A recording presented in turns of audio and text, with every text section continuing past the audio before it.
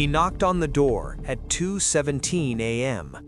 What they found 3 days later shocked America. It was supposed to be just another quiet night in San Antonio, Texas, a neighborhood where nothing ever happened, where people left their doors unlocked, where kids still played outside until midnight. But that night, at exactly 2:17 a.m., everything changed. Maria Alvarez woke up to a sound she couldn't explain. Not loud, not violent, just a soft knock, 3 times. Tap, tap, tap. She sat up slowly in her bed. Her heart started beating faster for no reason. Her husband, Daniel Alvarez, was fast asleep beside her. "Daniel?" she whispered. No response. The knock came again. Tap, tap, tap. This time louder. Maria checked her phone. 2:17 a.m. No one visits at that hour. No one normal. She stood up, her feet touching the cold wooden floor. Every step toward the door felt heavier than the last. Something deep inside her was screaming, "Don't open it." But she did anyway. She slowly turned the lock, opened the door just a little, and what she saw would haunt her forever. A man stood there, tall, thin, his clothes soaked in something dark. Blood. "Please," he whispered, "they're coming." Maria froze. The man's face was pale, his lips trembling, his eyes filled with pure terror. Not fake, not acting, real. "Who is coming?" she asked. But before he could answer, he collapsed, right there, at her doorstep. Maria screamed. Daniel ran to the door. What the hell? He saw the man lying there, barely breathing, blood pooling beneath him. "Call 911, Daniel shouted. But here's the part that doesn't make sense, the part that still confuses investigators to this day. There was no sign of injury on the man's body, no stab wounds, no gunshot, nothing. So where was the blood coming from? Police arrived within minutes. The man was rushed to the hospital, but he never woke up. He died without saying another word. And then things got even stranger. When officers searched his pockets, they found 3 things: a crumpled photograph, a motel key, and a piece of paper with a single sentence written in shaky handwriting. "She is not human." That was the moment this case stopped being normal and turned into something else, something darker. Detective Lucas Reyes was assigned to the case, a seasoned investigator known for solving impossible cases, but even he admitted later, this one didn't feel real. The photograph showed a young woman, beautiful, long black hair, standing in front of a motel sign, El Camino Lodge. But what caught Lucas's attention wasn't the woman, it was what stood behind her, barely visible in the shadow, a shape, not quite human. "Enhance this," Lucas said. The image technician zoomed in, adjusted the contrast, and then silence filled the room. "What the hell is that?" someone whispered. The figure behind the woman had no face, just a dark void where a face should be. Lucas leaned closer, his instincts telling him something was very wrong. "Find this motel, now." 3 hours later, they arrived at El Camino Lodge, a run-down place on the edge of town, the kind of place where people go to disappear or never be found again.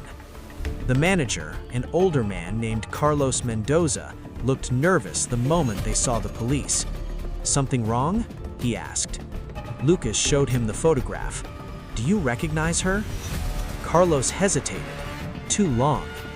"That's just a guest. He checked in 2 nights ago." "What room?" "Room 23. Lucas nodded. "Open it." Carlos didn't move. "I said open it." With shaking hands, Carlos handed over the key. Lucas walked toward room 23, each step echoing through the empty corridor. The air felt heavy, like something was watching them. He stopped at the door, took a breath, and opened it. The smell hit them first. Rotting flesh. One officer gagged immediately, another turned away. But Lucas stepped inside, and what he saw would change everything. There were 3 bodies inside the room, all lying on the floor, all completely drained of blood. Their skin pale, almost gray, eyes wide open, frozen in pure horror. But that wasn't the worst part. On the wall, written in blood, were the same words found in the man's pocket. "She is not human." Lucas felt a chill run down his spine. Something about this case wasn't just criminal. It was something else, something impossible. And then, one of the officers spoke, his voice shaking. "Detective, you need to see this." Lucas turned and followed him into the bathroom. What he saw there made even him step back. The mirror, covered in handprints, bloody handprints. But they weren't normal. They were too long, the fingers stretched unnaturally, almost like claws. And right in the center of the mirror, written slowly, carefully, was a message: "I'm still hungry." Lucas didn't say anything, because deep down, he already knew this case was far from over. And somewhere out there, she was still alive, and she was looking for her next victim. The girl in the photograph had a name: Isabella Cruz, age 24, originally from El Paso, Texas. No criminal record, no history of violence. But something didn't add up, because Isabella Cruz was already dead. Official records showed she died 3 months earlier, in a car accident. Her body identified, funeral held, buried. Lucas stared at the file. This isn't possible. But it got worse.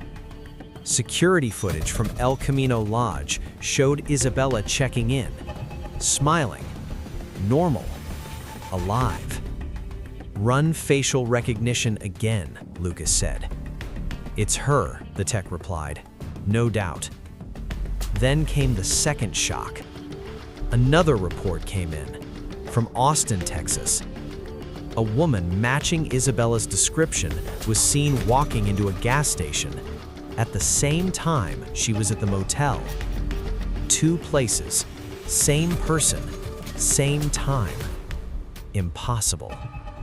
Lucas felt something he hadn't felt in years: fear. They pulled more footage, more locations, more sightings. Houston, Dallas, San Antonio. All within hours. All confirmed. It was like she wasn't one person. It was like she was everywhere. Or something was pretending to be her. Then Carlos Mendoza, the motel manager, disappeared. No warning, no trace, gone. But he left something behind. A hidden notebook tucked under the front desk. Lucas opened it, and what he read made his stomach drop. "I saw her first 2 weeks ago. She never sleeps. She doesn't blink. She watches people. Then they disappear." Lucas flipped pages faster. "I checked the cameras. She doesn't show up in mirrors. But she does on camera." Then came the last page. "She knows I'm writing this. If I disappear, she's already inside." Lucas slowly looked up. Inside? Inside where? Then the call came. "Detective, we found Carlos." "Where?" "Inside the walls." Silence. "What?" "He's not alive."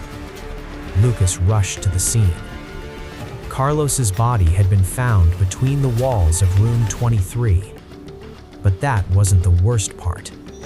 His face was frozen in absolute terror, and his mouth was open, wide open, as if he had been screaming for hours. But no one heard him, because his vocal cords were gone, removed, cleanly. Lucas stepped back. This wasn't a killer. This was something else. Then the final piece hit. The blood. There was no blood in the bodies, but there was blood in the walls, in the pipes, in the mirror. And then Lucas realized it wasn't being spilled. It was being taken, consumed. And she was still out there, watching, learning, hunting. Lucas stopped sleeping. Every night, he saw her, in reflections, in shadows, in places she shouldn't be. Then one night, he saw her clearly, standing across the street from his house, smiling. Isabella Cruz, or something, wearing her face. Lucas ran outside, but she was gone, just like that. Then his phone buzzed. A message. Unknown number. You opened the door too. Lucas froze. That phrase. Maria. 2:17 a.m. The knock. It was never random. It chooses. Lucas rushed to Maria's house, broke the door open. Too late. Maria was gone. Daniel sat in the corner, shaking, crying. She came inside, he whispered. She looked like my wife. Lucas felt cold. What do you mean?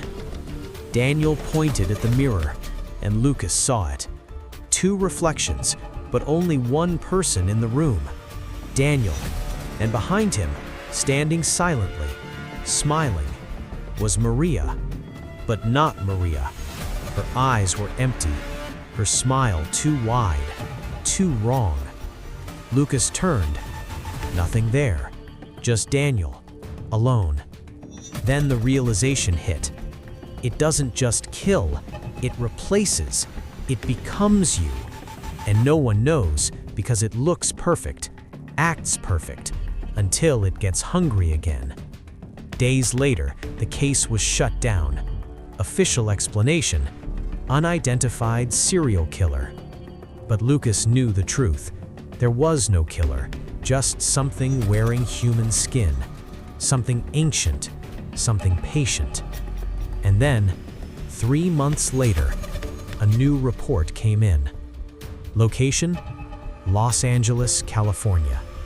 A woman, beautiful, long black hair, smiling, checking into a motel. Room number. Lucas stared at the screen, his hands shaking, because he knew this would never stop. And somewhere, right now, someone is hearing a knock at exactly 2:17 a.m. Tap, tap, tap. And when they open the door, it will already be too late.